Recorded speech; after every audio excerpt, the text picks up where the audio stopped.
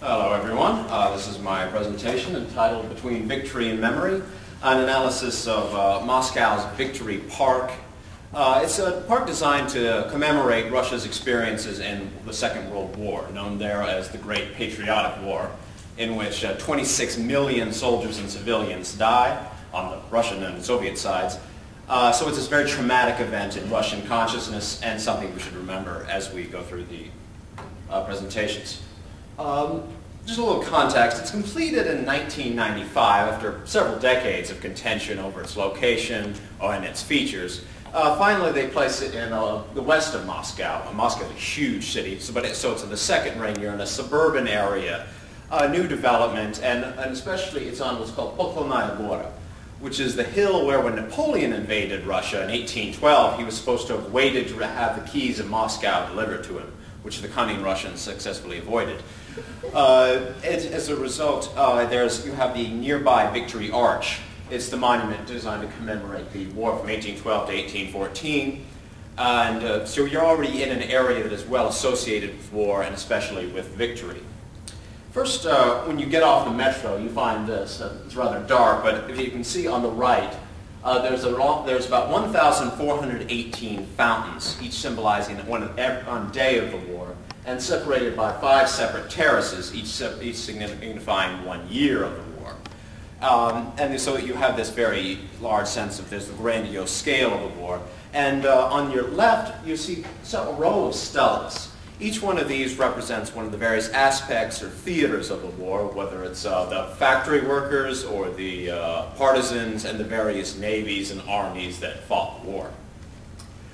At the same time, however, you can see in the distance, and better in this picture, you have this eternal symbol of capitalism in the form of Coca-Cola parasols. And every one of these there's these kiosks that sell a variety of beer, junk food, and play garish pop music. There's a lot of neon advertisements. This very powerful sense of commercialism and recreation right next to these very powerful monuments detailing this traumatic event. You can see that couple right there. It illustrates the recreational nature. There's of course, a lot of walking, a lot of jogging, bicycle riding, skateboarding. So it's a very recreational space to a lot of people, even though you are in a place designed to commemorate the war. This is the main monument, the central column. It's designed by a controversial Georgian architect by the name of Zurab Tsereteli. It has been described by one observer as a traditional obelisk with a pair of chicken legs on the top.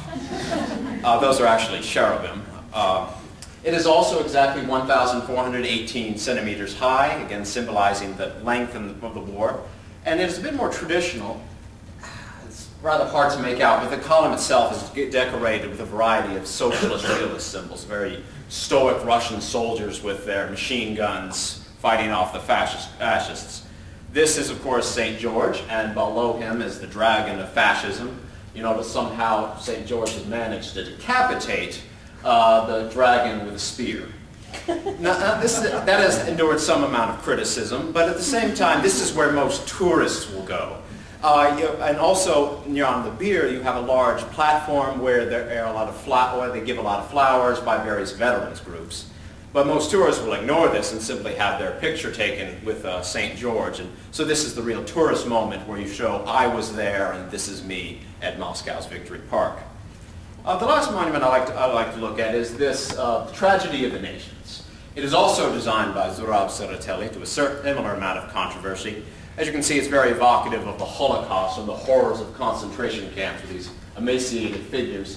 And behind there are several plaques, each commemorating one of the various, in the various languages of the former Soviet Empire, how the war, and also including Hebrew as well. So you're very evocative of the tragedies. And for that reason, it's somewhat controversial, as in this place designed to commemorate the victories, you have a place that is very tragic and very jaunting in its depiction. At the same time here, you have again these Coca-Cola aerosols, this kiosk. So in this very same space where you have a place that you're supposed to recollect and reflect on the tragedies of war, you have a place that is designed for recreation and sociability. Thus you have a real difference in attitudes to the park. you will see, especially old people of the older generation, taking their grandchildren around and showing to them the various monuments, explaining what they mean and their significance to both their history and to, of course, everyone has as a relative, and explaining the significance to the family. But you also have a lot of, especially the younger generation, as you saw in that couple walking around, especially late at night. People will walk around drunk, often with, that you can easily buy beer there or bring your own. But also you have a variety of usage in the park in general. Certainly there is Victory Day celebrations on May the 9th, but you also have a variety of concerts. When I was there in last September, there was a great concert for celebrating the founding of Moscow, which has nothing to do with the war. None of the concerts, and all these monuments you have seen are completely lost in these throngs of people, and again, loud pop music. Thus, there's a real disparity between how the park functions and how the park is actually used.